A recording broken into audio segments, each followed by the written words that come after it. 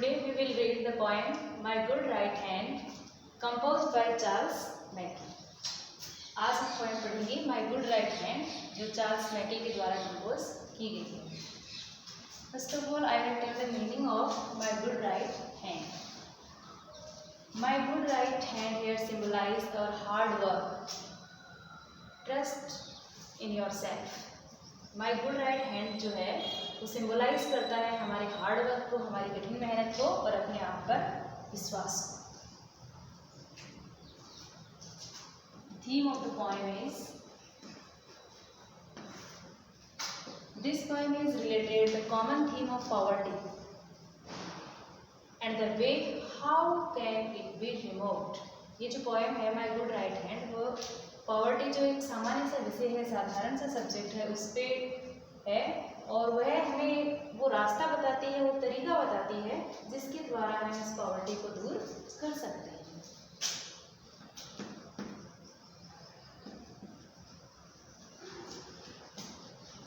Theme of this poem is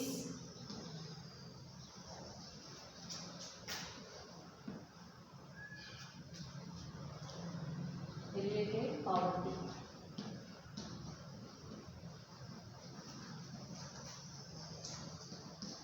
And the way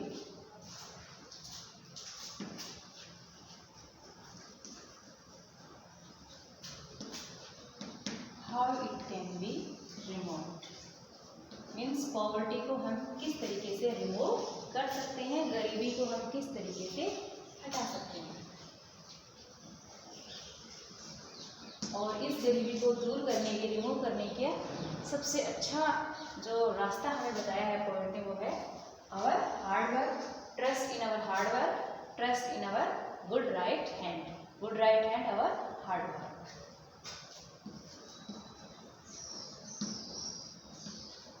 And the best way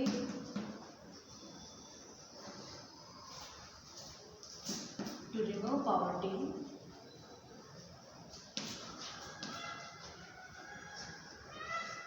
is our hard work.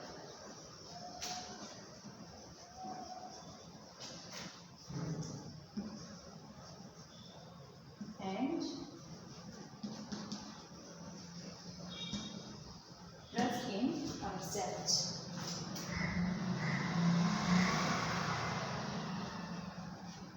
हमारा hard work और अपने आप पर भरोसा, इन दो चीज़ों के माध्यम से हम पॉवर्टी को रिमूव कर सकते हैं.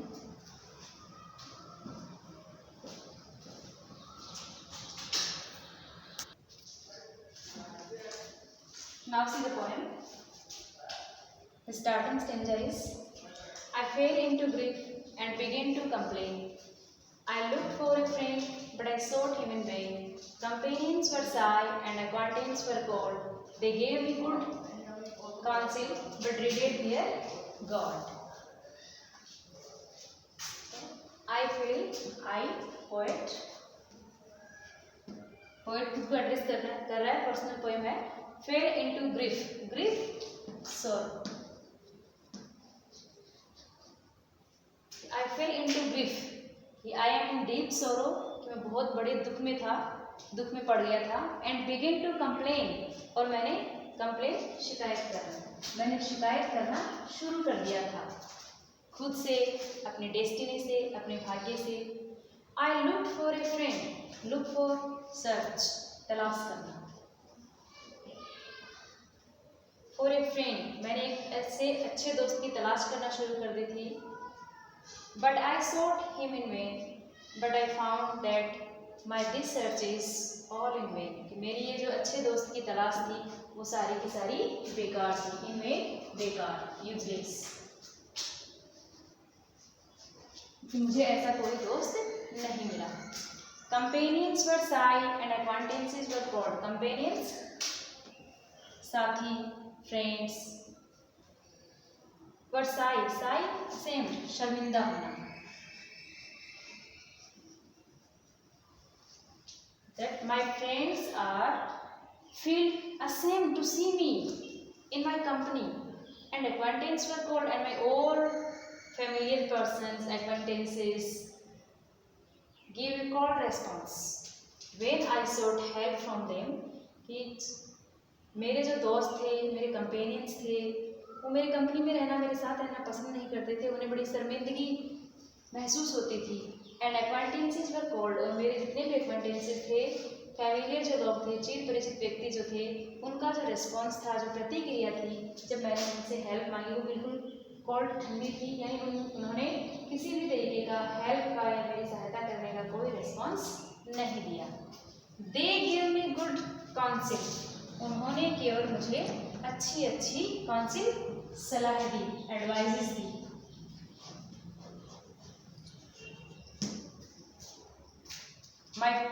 my friends, I understand they my friends, कि वो लोग जिन्हें मैं अपने दोस्त समझता था, उन्होंने मुझे बहुत अच्छी अच्छी सलाह दी. बट dreaded their God, लेकिन they pull out their hand to help me, क्योंकि उन्होंने मेरी हेल्प करने से अपने हाथ पीछे खींच लिए. God financial help.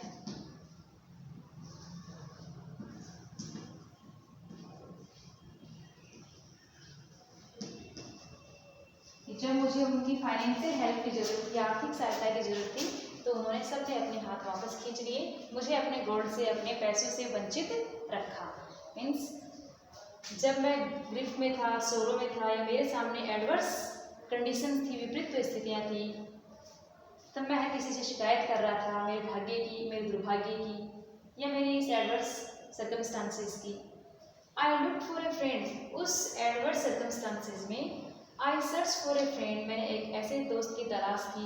But I sought him in vain, लेकिन वो मेरी तलाश यूजलेस थी, बेकार थी. कंपेनियंस वर साई, मेरे जितने भी साथी थे, दोस्त थे, वो मेरी मौजूदगी में शर्मिंदगी महसूस करने लगे. एंड एक्वांटेंसेस वर कोल्ड, और मेरे जितने भी परिचित थे, फैमिलियर जो लोग थे, उनका रिस्पॉन्स, उनकी जो प्रतिक्रिया थी मेरे प्रति, वो बिल्कुल कोल्ड थी, बिल्कुल ठंडी थी, यानी उनका कोई रिस्पॉन्स नहीं था मेरी हेल्प करने का.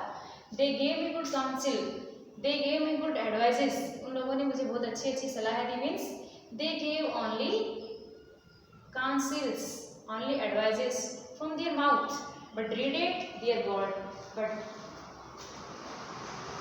they take me away from their God, their money, their richness.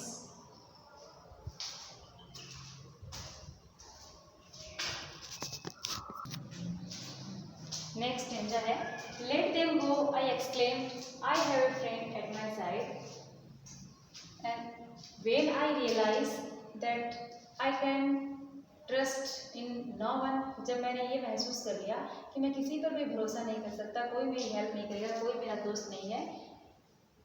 when my courage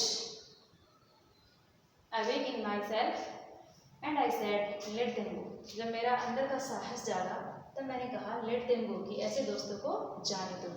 and I exclaimed, और मैंने ये अपने आप से एक्सप्लेन किया, ये घोषणा की, I have a friend at my side, तो मेरे पास मेरा एक दोस्त है. To lift me, that will pull out me from these circumstances, and aid me, that will help me, whatever betide, whatever will be happen to me, betide whatever will be happen to me, तो चाहे मेरे साथ कुछ भी हो जाए, अब मेरे पास मेरा एक ऐसा दोस्त है जो मुझे इस सिचुएशन से बाहर निकाल सकता है, इस सिचुएशन में मेरी हेल्प कर सकता है, चाहे मेरे साथ कुछ भी क्यों ना हो.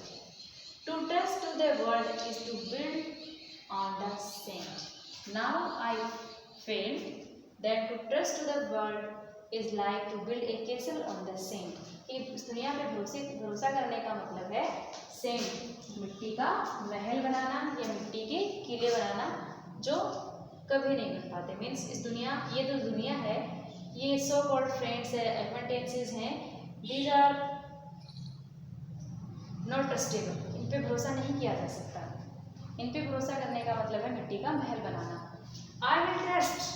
Now I realize that I will trust not on these are so-called friends or acquaintances, familiars, but in heaven, but in God. Heaven means God. And my good right hand, or in my good right hand, hard work. अब मैं केवल 2 चीज़ों पे भरोसा करूँगा, मेरे भगवान पे और मेरे हार्ड वर्क पे, मेरी कठिन मेहनत पे। यही मेरा सच्चा दोस्त है जो मेरे साथ हमेशा रहेगा। Whatever will be happen to me, चाहे मेरे साथ कुछ भी क्यों ना हो जाए।